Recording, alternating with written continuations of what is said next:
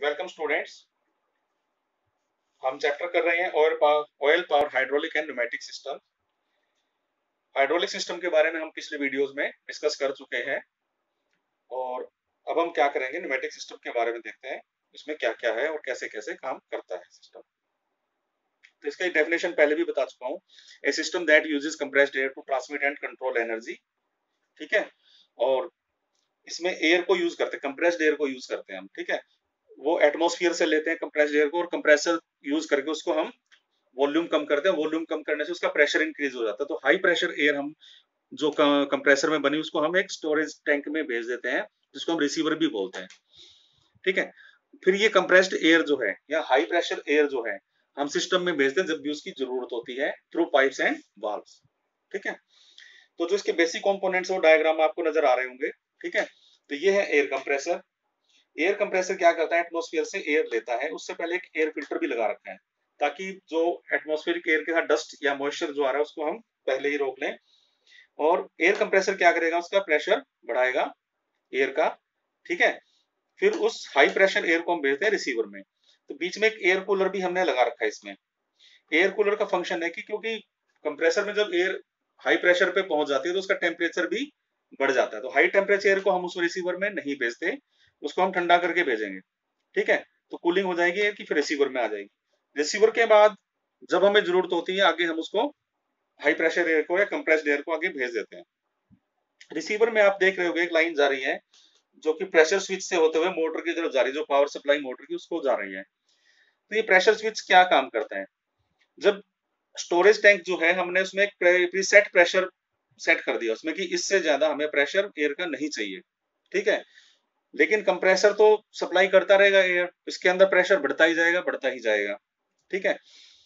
तो set limit जो है अगर उससे क्रॉस होती है तो यहां से सिग्नल जाएगा प्रेशर स्विच को। ठीक है।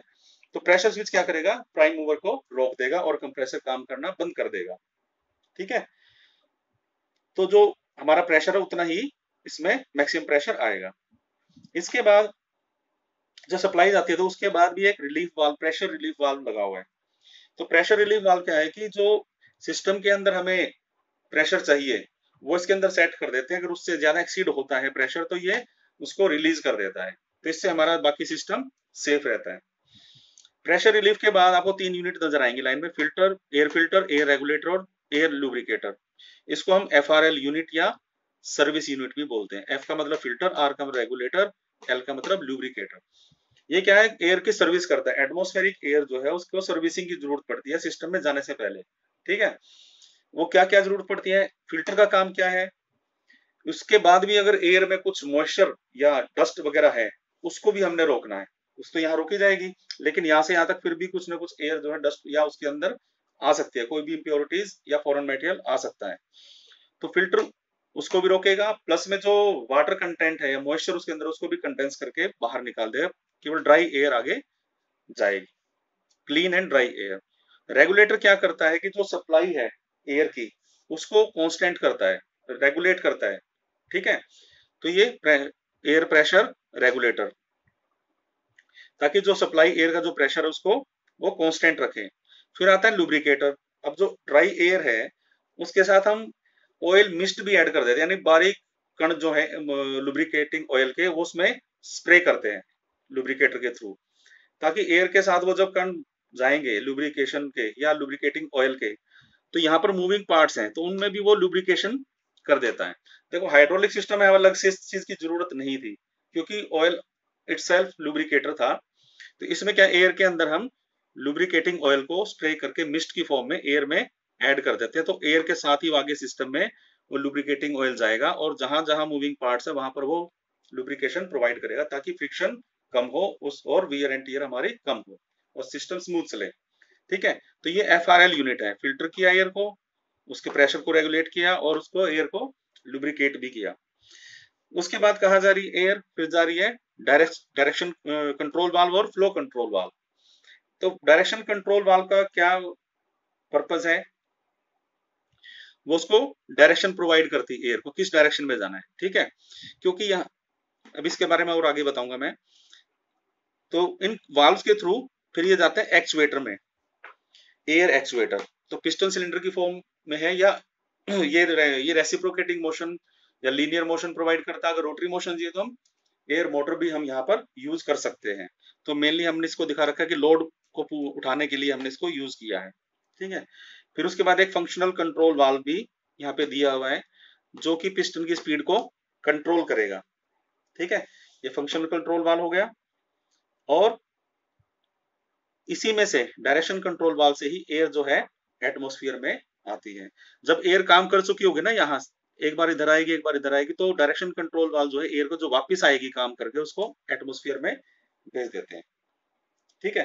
तो ये इसके सभी पार्ट्स हैं। तो एयर कंप्रेसर का फंक्शन आपको पता लग गया। The function of air compressor is to suck the air from atmosphere and increase the pressure of the air, ठीक है। तो ये एयर कंप्रेसर का फंक्शन हो गया। फिर उसके बाद रिसीवर जो है एयर कूलर का काम है to cool down the air coming from the air compressor, high temperature high pressure air, ठीक है। तो उसका वो हीट को रिमूव करता है और एटमॉस्फेयर में डिस्चार्ज कर देता है। एयर कूलर का काम ये है, एयर की हीट को रिमूव करना, ठीक है। फिर वो एयर आगे रिसीवर के अंदर। तो रिसीवर का काम क्या है?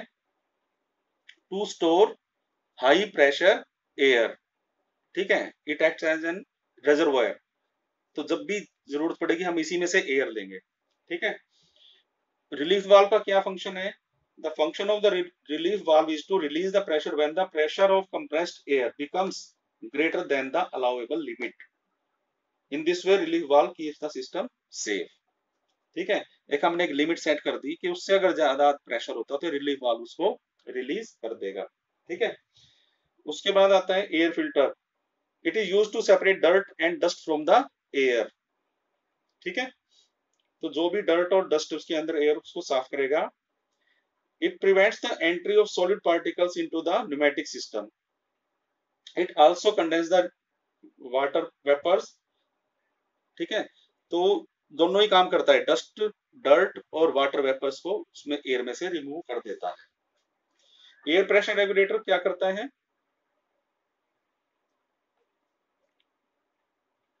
एयर प्रेशर रेगुलेटर क्या करता है? It is used to keep the air pressure constant to the pneumatic system. जो प्रेशर है हमारा न्यूमेटिक सिस्टम उसको कांस्टेंट रखेगा, ठीक है।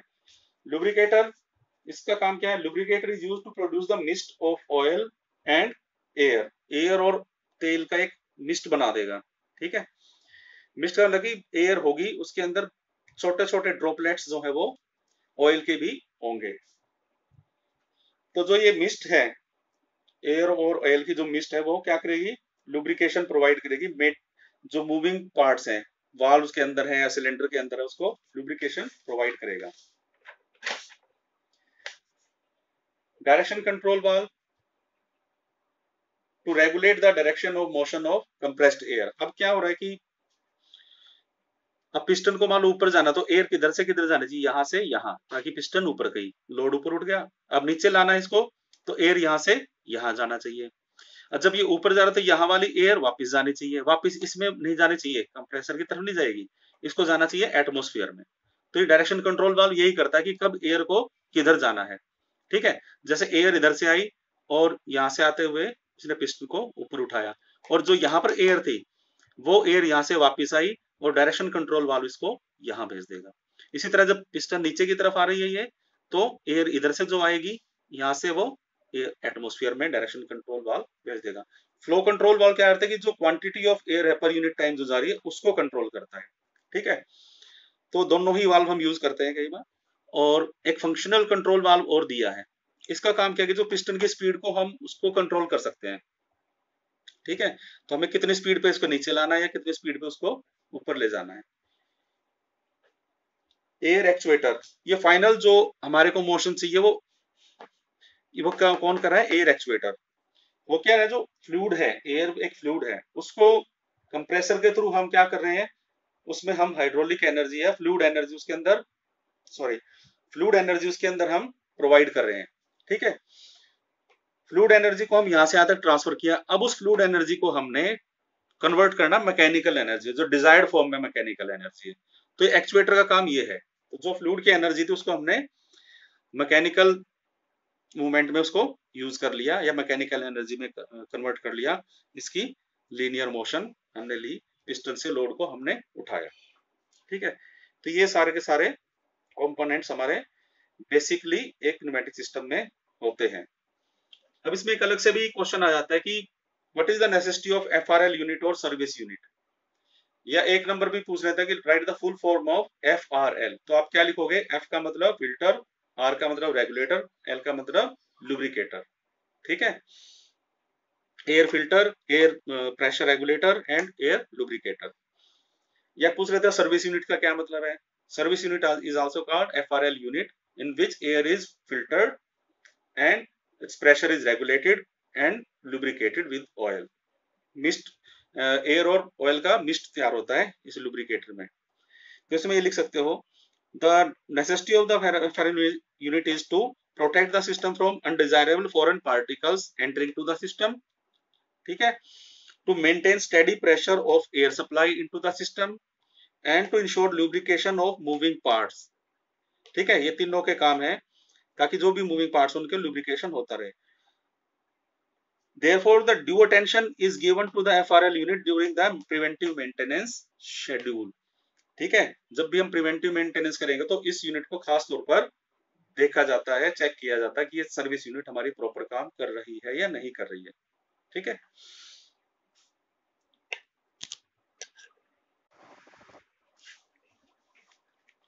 तो बच्चों अब हम देखते हैं इसमें न्यूमेटिक सिस्टम में क्या क्या प्रॉब्लम्स आ सकती हैं और क्यों आती हैं। ठीक है, तो तीन तरीके की प्रॉब्लम्स होती है। तो लाइन प्रॉब्लम, एक प्रॉब्लम है एफआरएल यूनिट की वजह से, और कुछ अदर प्रॉब्लम्स। ठीक है, लाइन प्रॉब्लम में क्या आता है कि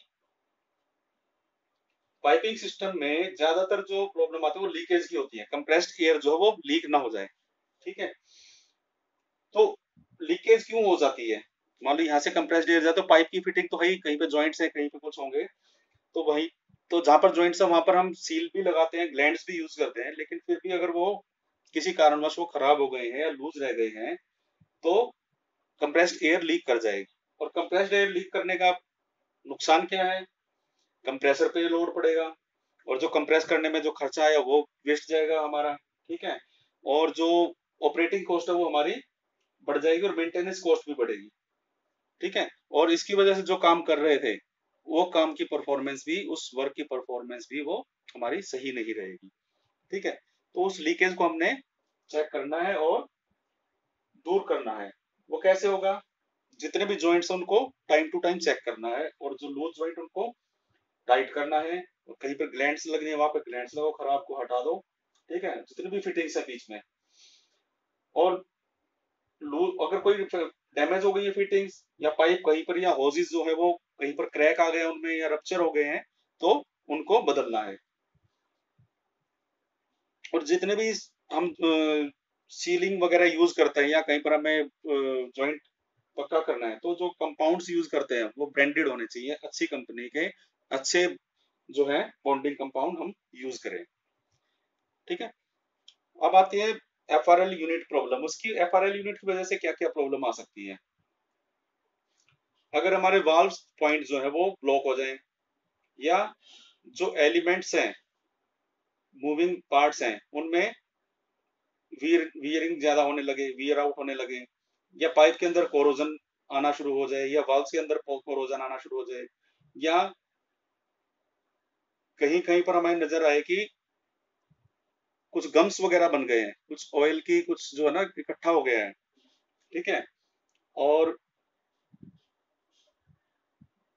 फॉर्मेशन ऑफ वीक एसिड्स, कहीं पर वो एसिड्स टाइप चीज बनने लगी है। तो इसका क्या रीजन है? उसका रीजन ये है कि हमारी जो एफआरएल सर्विस यूनिट वो प्रॉपर काम नहीं कर रही है, जिसकी वजह से कुछ डस्ट वगैरह भी जा रहे हैं, उस डस्ट के साथ ऑयल भी मिक्स हो गया, वो गम की फॉर्म में आ गया, या पानी चला गया उसके अंदर, पानी की वजह से कोरोजन हो रहा है पाइप के अंदर। ठीक है, या जो हमारा जो ऑयल था वो उसके साथ कोरोजन के साथ वो रिएक्ट करके वो एसिड बन रहा है वहां पे। तो ये सब क्या है कि एफआरएल यूनिट की वजह से है। ठीक है, तो इसका क्या, हमें पता कब चलेगा काम ठीक कर रहा है कि नहीं कर रहा? तो हमें टाइम टू टाइम जितने भी वाल्व हैं उनको भी चेक करना है, सफाई रखनी है, और मैकेनिकल पार्ट्स की जो है वो चेक करना कि वियर एंड टीयर तो नहीं हो रहा ज्यादा, और पाइपलाइन को भी चेक करना है कि सही कंडीशन में है या नहीं है। ठीक है, और भी जितने भी कंपोनेंट्स हैं, इसके बाद उन सबको चेक करना, उनसे पता लग जाएगी हमारी एफआरएल यूनिट काम सही कर रही है नहीं कर रही है। वैसे प्रिवेंटिव मेंटेनेंस में एफआरएल यूनिट चेक होती है, उसके बावजूद भी बीच में अगर कोई फॉल्ट आ गया तो उसकी वजह से भी सिस्टम में खराबी आ सकती है। और बाकी क्या प्रॉब्लम हो सकती है, इलेक्ट्रिकल प्रॉब्लम हो सकती है। अगर प्राइम मूवर हमारा इलेक्ट्रिकल उससे चल रहा है एनर्जी से, तो उसकी सप्लाई अगर ठीक नहीं आ रही है, या वाल्व हमारे ठीक काम कर रहे हैं, या प्रेशर स्विच काम नहीं सही कर रहा, वो भी एक प्रॉब्लम हो सकती है, उसको चेक करना है। या मैकेनिकल ट्रबल्स हो सकती है, जहां पर मूविंग पार्ट्स है, मैकेनिकल सिस्टम है, स्प्रिंग यूज कर रहे हैं कहीं पे, तो उसमें भी कोई प्रॉब्लम आ सकती है, तो उसको भी हम देखते हैं। तो इन सब फॉल्ट ना आए उसके लिए हम मेंटेनेंस शेड्यूल बनाते हैं। तो मेंटेनेंस शेड्यूल जो न्यूमेटिक सिस्टम का है, उसमें क्या क्या होगा, उसमें पेरियोडिक चेकअप और इंस्पेक्शन होगी, किस किस चीज की, एयर मेन्स और पाइपलाइंस जो हमारी है और फिटिंग्स हैं। ठीक है, जहां जहां से एयर जा रही है, जो ट्रांसपोर्टेशन के लिए जो भी सिस्टम हम यूज करें, उनके फिटिंग्स चेक करना, उनके जहां जहां जॉइंट्स हैं उनको चेक करना है, एफआरएल यूनिट को अच्छे से चेक करना। ठीक है, और जो वाल्व है लगे हुए लाइन में, ठीक है, जितने भी वाल्व है उनको सही तरीके से चेक करना। जो सिलेंडर है, एक्चुएटर जो है, या तो सिलेंडर पिस्टन होगा या एयर मोटर होगी रोटरी मोशन के लिए, उनको चेक करना। ठीक है, और मैकेनिकल ड्राइव एलिमेंट्स हैं आगे, उनको चेक करना, और भी कोई एसेसरी है तो उनको टाइम टू टाइम चेक करना। तो मेंटेनेंस शेड्यूल में हमारा ये रहता है। तो हर एक सिस्टम का एक मेंटेनेंस शेड्यूल साथ में होता ही है, प्रिवेंटिव मेंटेनेंस का, और जो भी इसके अंदर डिटेल दी उसके हिसाब से हम उसको देखते रहते हैं। ठीक है बच्चों, तो ये टॉपिक हमारा था न्यूमेटिक सिस्टम का, और अब यहाँ पर ये हम इसको क्लोज करते हैं। तो ये पूरा चैप्टर भी हमारा ये कंप्लीट हो गया है। तो इस चैप्टर को आप दोबारा से पूरा एक बार रिवाइज करना, और क्वेश्चन इसमें बहुत अच्छे बनते हैं। एक तो ये जो डायग्राम है ये इम्पोर्टेंट है, ये आपको मालूम होना चाहिए। कई बार लिस्ट पूछ लेते हैं कंपोनेंट्स की, हाइड्रोलिक या न्यूमेटिक की, दोनों का कंपैरिजन भी आ जाता है, कौन सा बेटर है कौन सा नहीं है, दोनों में क्या कंपैरिजन है। तो ये आप लोगों को ध्यान रखना है। ठीक है बच्चों, तो इसके साथ ही ये चैप्टर होता है खत्म। अगले वीडियो में नए टॉपिक के साथ मिलेंगे। Till then, good bye.